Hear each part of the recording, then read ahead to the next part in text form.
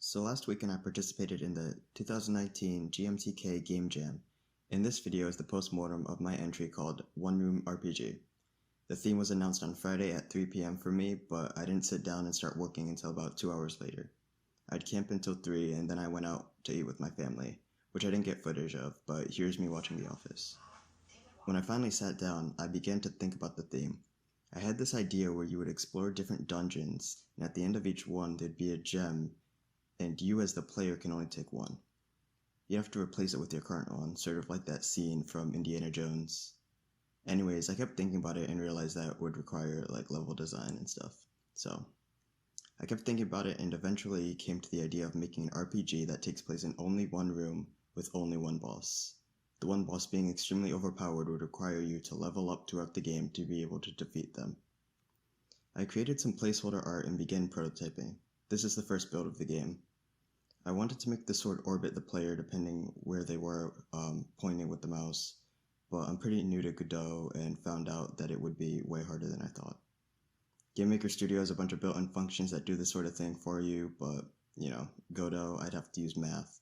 So I settled on making the sword point left or right depending if the mouse was left or right of the player. Eventually, I changed this so the sword faces the way you're moving. This is where I left the game on Friday night. I added in the boss and made it move randomly, and I added damage indicators. The movement is done using an elastic tween. You can see my first attempt at particles too. I think they came out pretty good. I'd never used particles before because I've always found them really confusing in Game Maker. The next morning, I started the day by adding in the upgrades. There's an upgrade for health, damage, crit chance, and this weird mechanic I was trying to introduce called payout. The idea was that every second, you would gain a certain amount of money, and that this upgrade would increase that amount. Through playtesting, I found that there was really no point in buying the payout upgrade. The mechanic was one that is only beneficial to you after a really long period of time, which completely goes against the idea of the rest of the game. By this point, I decided that I wanted the goal of the game to be to beat the boss as soon as possible, so I completely scrapped this payout mechanic. Instead, I added coins, which is one of the best design decisions that I made. It made the game feel and play so much better. I spent a lot of time, more than I care to admit, on these coins, but I'm very happy with the result. I spent time on little things such as only making the coins spin if they're moving fast enough, which I've come to regret because it took time away from other important things like combat. One mistake I made was that I made the coins and bullets use physics. This unexpectedly resulted in the bullets absolutely blasting the coins across the screen. This was so much fun though, so I kept it in. The physics engine from Game Maker Studio is something that I don't miss from that engine, but in Godot it's just so intuitive, I didn't even realize I was using it. I decreased the coin mass really low and made the bullet mass high because I thought it would make the coins really go flying, which it did. I also added gems, which had a lower chance of spawning but were worth more and were heavier. Oh yeah, so bullets. I added 2 more attacks to the boss, one of which was to create a bunch of bullets and shoot them out randomly. This was made to change up the strategy of the game a bit, but it became a great tool to remove unreachable coins from underneath the boss, and it looks really cool. The bullets are all created at the same time, but I applied the forces to each bullet at a random time so that they appear to shoot out over time. The boss also summons minions.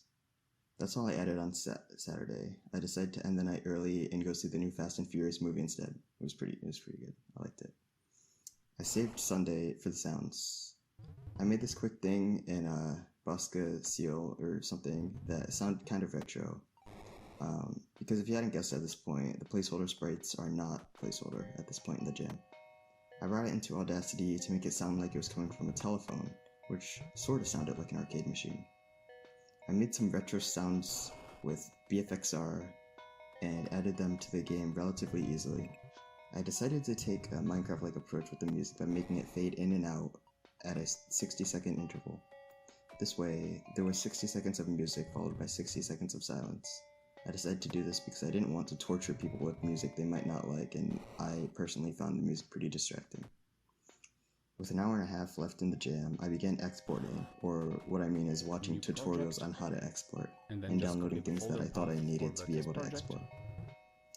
Also, after hours of playtesting, I thought the game was just too easy, so I doubled the boss's health and gave him a second phase. During the second phase, he shoots twice as many bullets and the minions he summons have twice as much health.